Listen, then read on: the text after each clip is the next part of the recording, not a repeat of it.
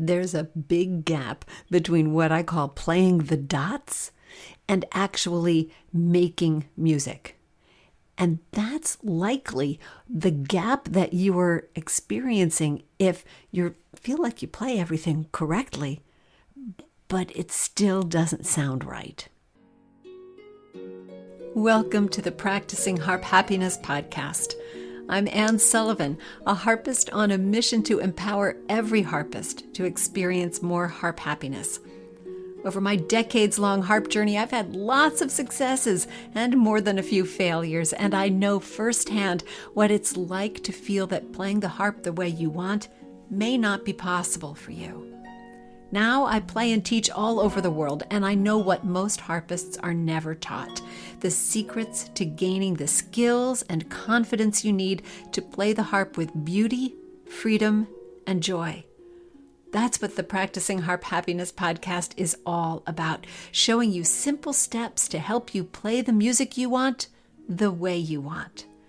If you're an experienced harpist looking for that next level, or a harp newbie anxious to avoid the pitfalls, or a harpist who just wants more fulfillment and a little encouragement, you're in the right place, my friend. So let's get started. First, I want to let you in on something special. I think the most important thing you can do for your harp playing is to develop the habits that lead to success, whatever that looks like for you. All of us want to learn how to play the harp beautifully, how to play with confidence and enjoy making music. And if you really want to learn those things, videos are great, but live learning is essential. You need to be able to ask questions and get answers. You can't do that with just a video, which is what makes the My Harp Mastery community so special.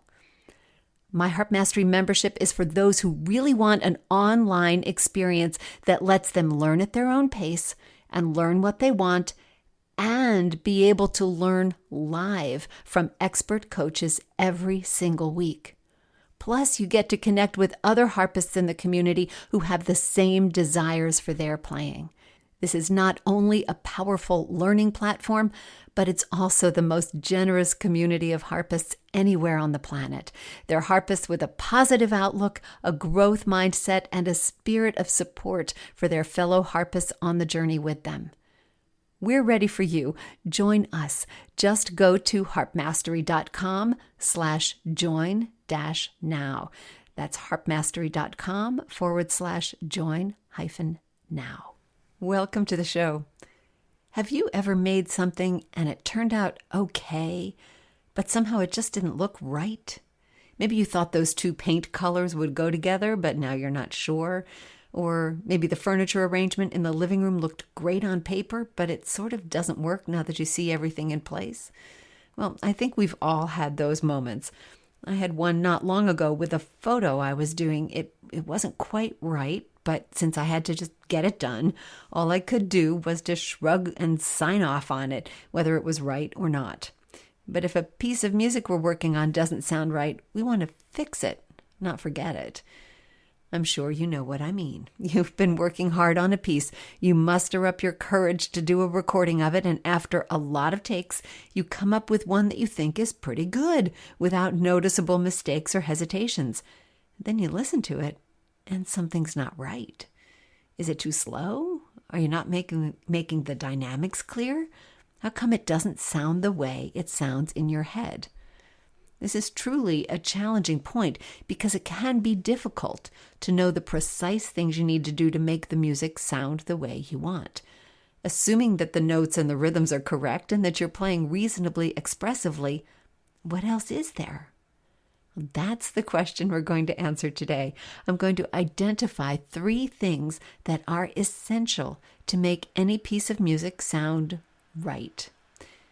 These 3 are the same, whether you're playing a classical piece, or a folk piece, or a hymn, or a pop tune. When each of these things is in place, your piece will sound like you want it to. And the bonus is that you have choices. Every one of us harpists makes these choices, but you may not realize the power behind them. These choices are what makes one harpist's interpretation of a piece sound different from another harpist's. even though they may both be beautiful performances.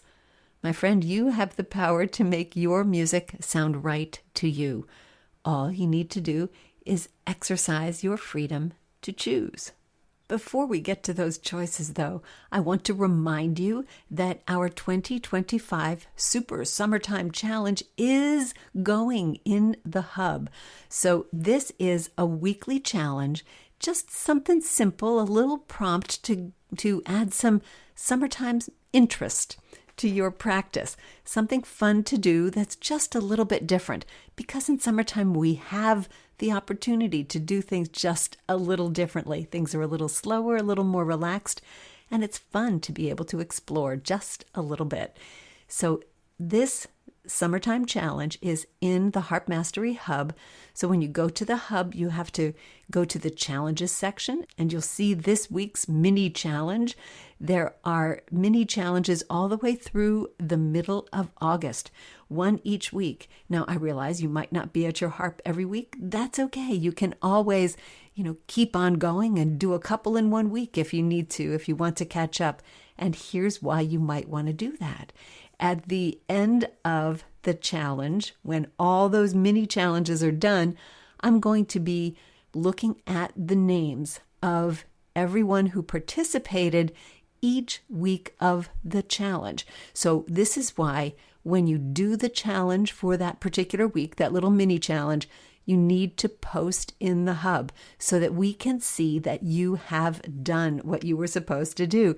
And everyone who does all of the challenge weeks will be entered in a drawing for a Harp Mastery surprise box, a little box of Harp Mastery and harp goodies.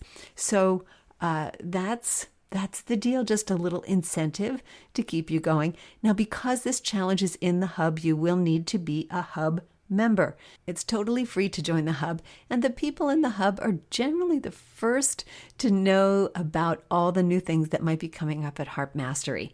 So it's great. It's easy to do. You can sign up and you can find the link in the show notes, or you can just go to harpmastery.com, or even easier, you can sign up with the app. So downloading the app is a super easy way to participate in the challenge and to be a member of the hub. So you want to be sure you have the app, be sure you belong to the hub, and then get over there and start participating in the challenge. It's fun. Absolutely. We had a lot of fun with this last year, and I know you'll have fun with it this year as well. Just a little bit different. I've mixed things up just a little bit. So not quite the same thing. And I'm sure you'll enjoy it. At least I certainly hope so. Before we start talking about the 3 ways to make any piece sound right, and we get into those little nitty-gritty details, I want you to keep this in mind. This is not about playing the right notes. This is about something that is much more intrinsic to the music than that. I mean, it is possible to play everything right, to play all the right notes and the right dynamics, and still have the piece not sound the way you want it to not sound musical in the way that you want, to not sound expressive in the way that you want.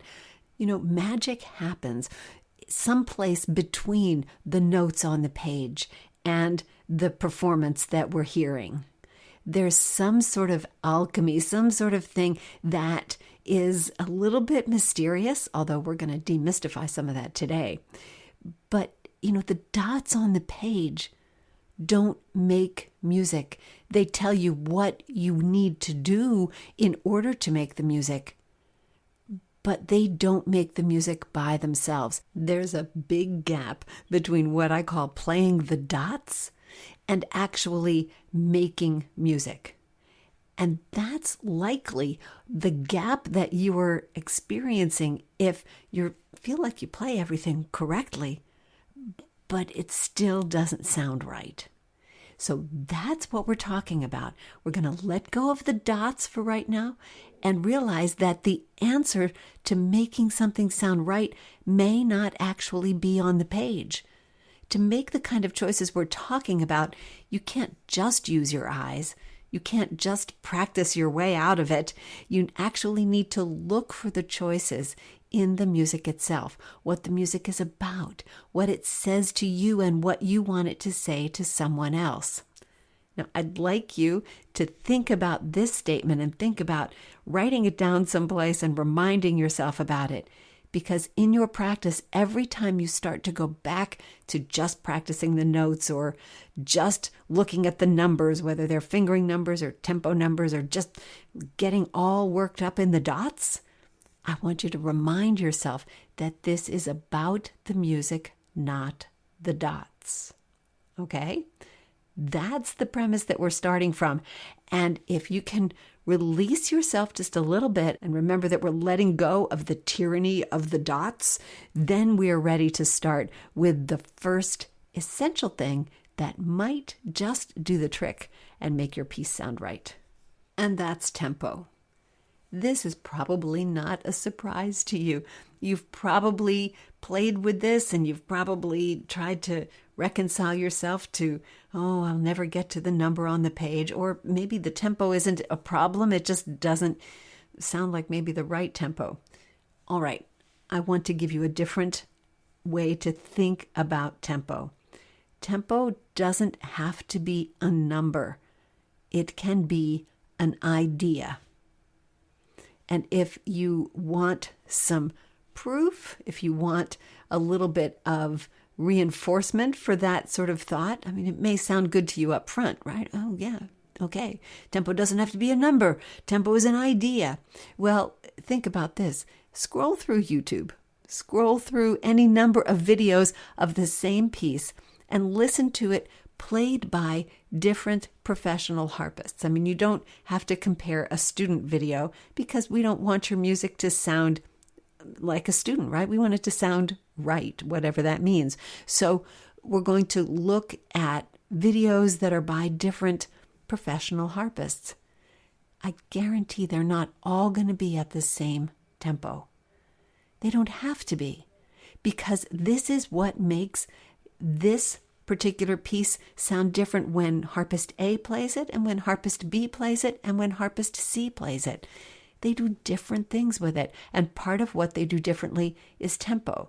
So the first thing I want you to do is to remember that you don't have to meet the number that's on the page, or at least very rarely. I'll tell you a story about that. Now, composers have been putting metronome markings in their music for a couple hundred years. Beethoven is credited as being the first composer to include metronome markings in his music, and that was, in something around 1815. So it's been a long time. But even so, sometimes there's a lot of play. In other words, sometimes the composer is a little bit more flexible on tempo than other times. And I wanted to tell you about a time when the composer was not flexible. So I was part of a chamber music group, and we were playing a piece by a composer, and the composer was conducting. So this was, a contemporary work, and it was quite difficult and very, very fast. So I spent quite a bit of time preparing my part because I knew that tempo was going to be an issue. I had to be able to play it at the indicated tempo. This is part of what you do as an ensemble player, right? You make sure that you can keep up with everybody else. So this is what I was doing. And I was assuming, of course, that everybody else was doing it too. But we got into rehearsal, and some of the parts were even more difficult than mine. And the players were having trouble keeping up with the tempo the composer wanted to do. So we only had a couple of rehearsals on this piece before we were going to play it. And someplace in the second rehearsal, the composer said, "I'm sorry, but we can't play this piece fast enough to suit me, and I don't want to conduct it. We're going to put something else on the program." Well, of course, that felt terrible to the people who had not prepared the piece at tempo, who couldn't play it at that fast for whatever reason.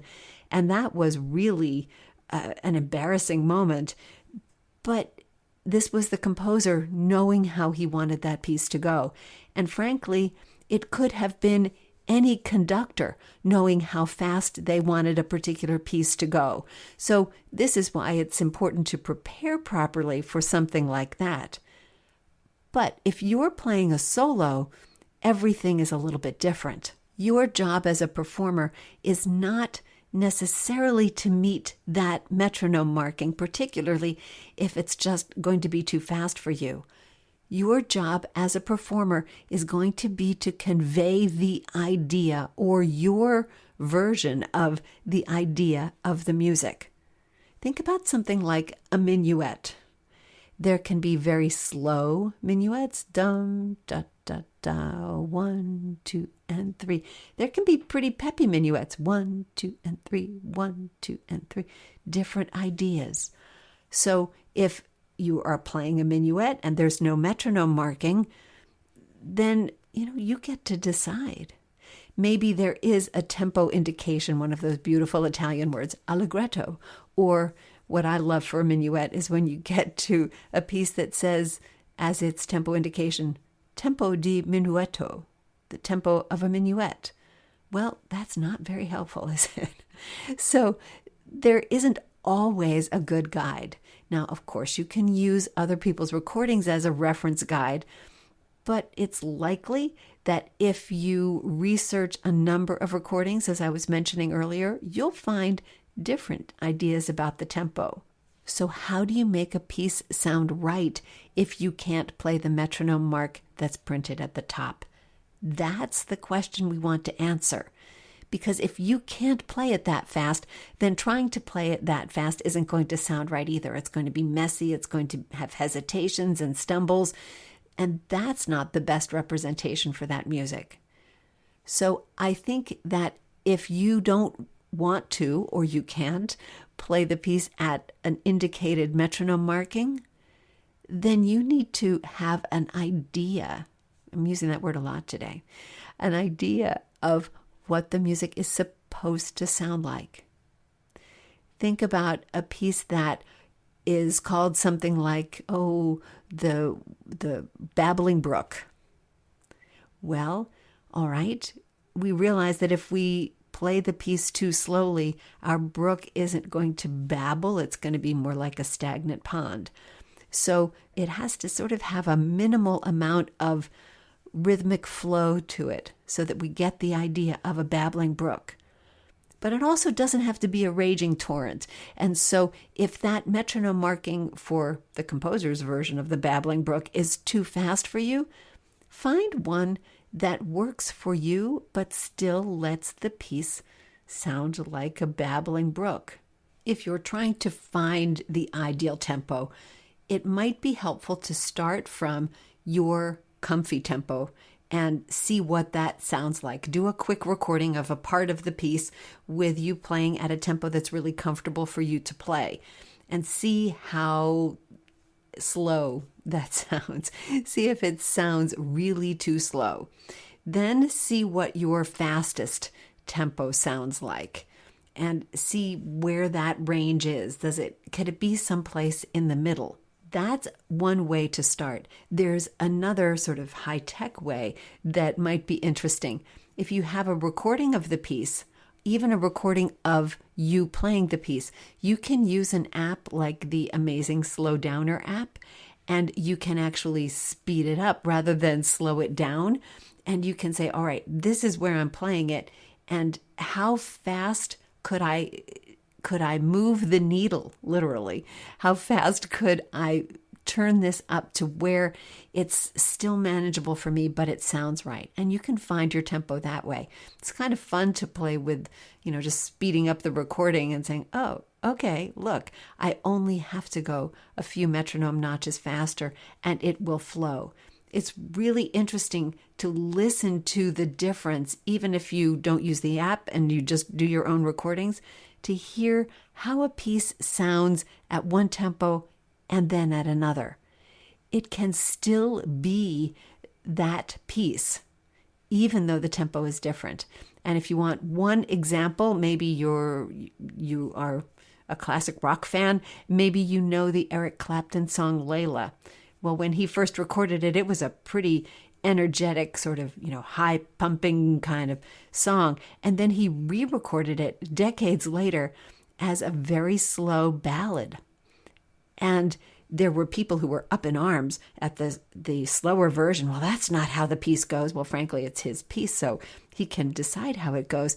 But I think it's really interesting and speaks to the musical aesthetics of composers everywhere, because he composed this song, that he was open to experimenting with a different version of that song. So please use that as a touch point to remember that, okay, I have permission to make this my own. I have permission to choose. So tempo is not a number. It's an idea. It just has to reflect the musical idea of the piece. Now let's move on to the second quality that helps music sound right, and it's closely related to tempo, and that's flow. Naturally, tempo is a part of the flow of any piece. It's the pace of the piece, and that relates to its flow. But every piece has its own particular flow that is beyond the tempo. Is it a piece that requires a steady and rhythmic playing, like perhaps a Baroque piece? Think about the Handel concerto, right? It's very rhythmic. There's not a lot of tempo variation. It just winds itself up and goes just like a little mechanical clock almost. But on the other hand, there are pieces by composers like Debussy and Ravel that are much more fluid and have much more give and take. They have rubato. They have all kinds of little slow downs and speed ups in the piece. So there's a lot that goes along with it, and it's much less metronomic than a Baroque piece. But it's not just about the historic periods here. It's really about any particular piece. What is necessary to make that piece sound right? Should it be steady and rhythmic? Well, great, then that's what you have to do. And if you try to make it too expressive, it's not going to sound right. What happens more often, of course, is it's one of those romantic sort of pieces, maybe something from the 19th century, or maybe something from the turn of the 20th century, like Debussy, or maybe something later, could be a pop song. It's more fluid, it's more romantic, it's got more give and take. And if you try to play that with that steady and rhythmic pulse, it's not going to sound right. So this is where you need to do just a little bit of imagining. Now you can do some listening research to see what other people do. Oh, listen, that person slows down there. I didn't think about that. Realize too that not all of that rubato will be written in the music. Sometimes composers tell us, oh, we want a little retard here. We want to go back to tempo. But oftentimes that's not there. And it's up to us to make those decisions, those choices. So you need to know a little bit about what you're playing and about how it goes. And that will help you decide exactly how much play you can put in the piece. Is it going to be steady? Is it going to be fluid? Is it going to have that give and take to it? Or is it going to be much more metronomic and steady? This is part of what gives a piece its personality. And you need to be prepared to switch those personalities for yourself from piece to piece so that you know that you're doing just the right sort of thing for that particular piece. It's like putting on a different hat. I'm going to put on my steady, rhythmic, metronomic hat, or I'm going to put on my very fancy, fluid, flowing hat. It's about your intention, because your intention for that flow is going to come through in what you play as long as you remember to practice it. So you need to do a little bit of research perhaps, or just think about how the piece should go. You know more than you think. You don't need to do a lot of research. You don't need to ask somebody. It might help you just to feel more confident in your choices.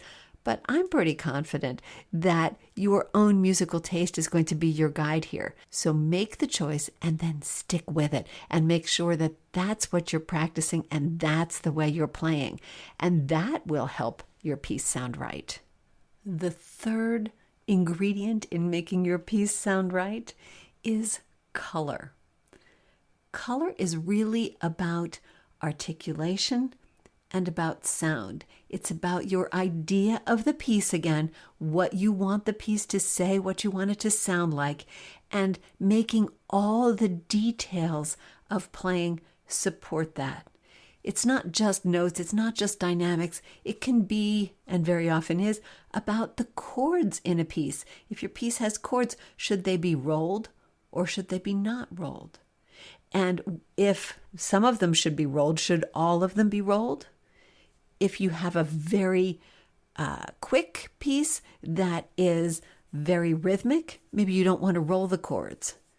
But if you have a piece that is much more romantic again, much more, melancholy perhaps even, then you want to roll the chords. Now, that's not to say that rolling chords is melancholy, but remember, rolling chords is what harps do. We roll chords. And in fact, for most pieces, particularly for pieces written before 1950, just to choose an arbitrary date, a harp chord, whether it's marked to be rolled or not, is probably rolled. That's our default. You don't need to play flat chords just because there's not a roll marking there. I was working with a student the other day on the theme for The Minstrel's Adieu to His Native Land by John Thomas. And in the printed version of the theme, John Thomas shows some chords marked with a roll marking, that little squiggly line, and others not. The big squiggly line chords are going to be bigger rolls. These are going to be very sentimental kinds of things. They're part of the expression of the piece. And maybe that's why I used the word melancholy a moment ago. I was thinking about this piece and thinking about the way those chords almost sound like a sigh, right? Like, if you know the piece. If you don't, it's a wonderful piece to listen to, and I would urge you to check it out. So some of those chords are marked rolled, but that doesn't mean that the other chords shouldn't be rolled. It would be unlikely for John Thomas, living when he did, to think about playing every other chord that didn't have a roll marking, to play all those other chords flat. That would be extremely unlikely. Harpists roll chords. So even when they're not marked rolled, you can think about rolling them unless the composer has specifically told you not to roll it. Then you have some direction there. Go ahead and roll the chords. And whether you roll them slowly or quickly is another expressive technique that will give the piece its color. So in terms of making a piece sound right, think about if you're playing all the chords for one of these romantic pieces without rolling them, you're missing out on part of the romantic color of the harp. Rolling those chords is going to be so important in making this piece sound romantic and sound right. And then, of course, there's articulation. If you're playing a romantic piece, you want your playing on the strings to be more relaxed, not to have very clear definition to the beginning. We don't want it to sound like bop, bop, bop, bop. We want it to sound like bop, bop, bop, bop. And the way you play the string is what makes the difference in that kind of sound. Do you want the piece to sound crisp? Do you want it to sound mellow? Do you want it to sound sprightly? Or do you want it to sound calm? So the articulation, the way you use your fingers, the kind of sound that you get is going to be important if you want to make the piece sound right. So let's review our three factors again. There's tempo, and there's flow, and there's color. I know tempo is a big one because I'm always getting questions about how fast this piece should go. And just remember that almost always there's more leeway in the tempo than you think.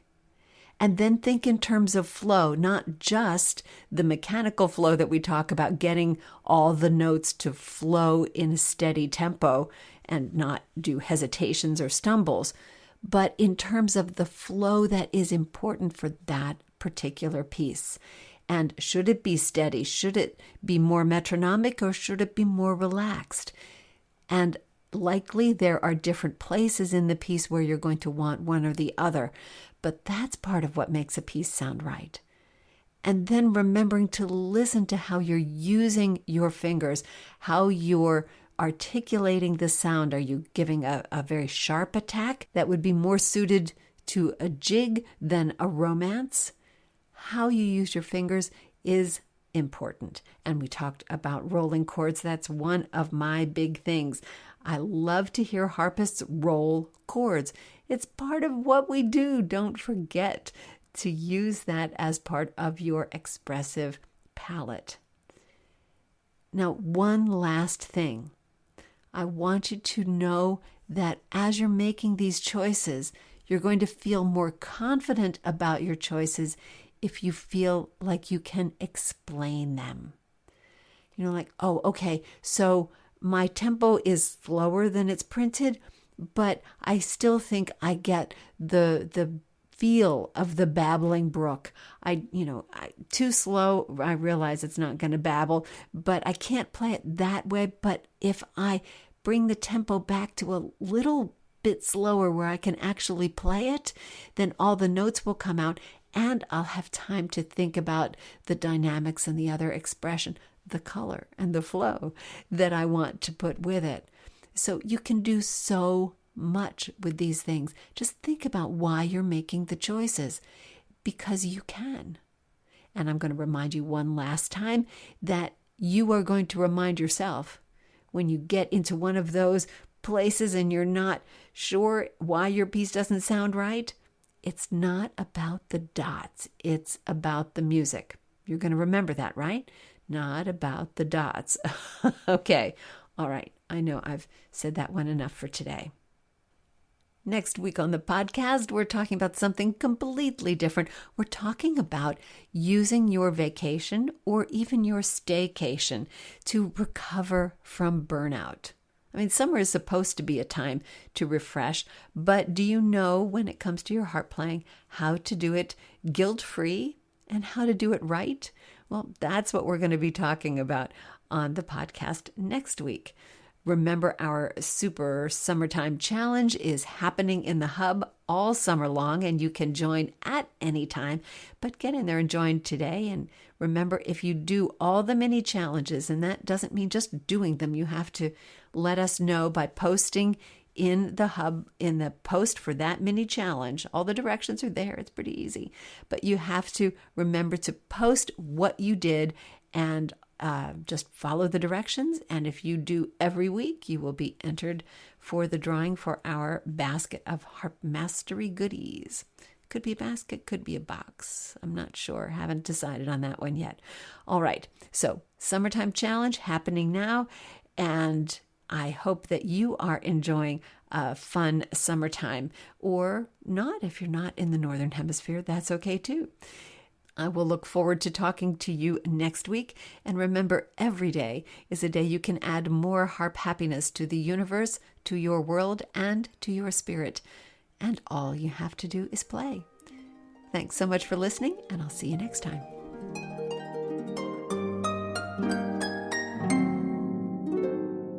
Thanks for tuning into another episode of the Practicing Harp Happiness podcast. I release a new episode every Monday morning so you can hit your practice week running. Until then, remember to practice your harp happiness every day. See you next time.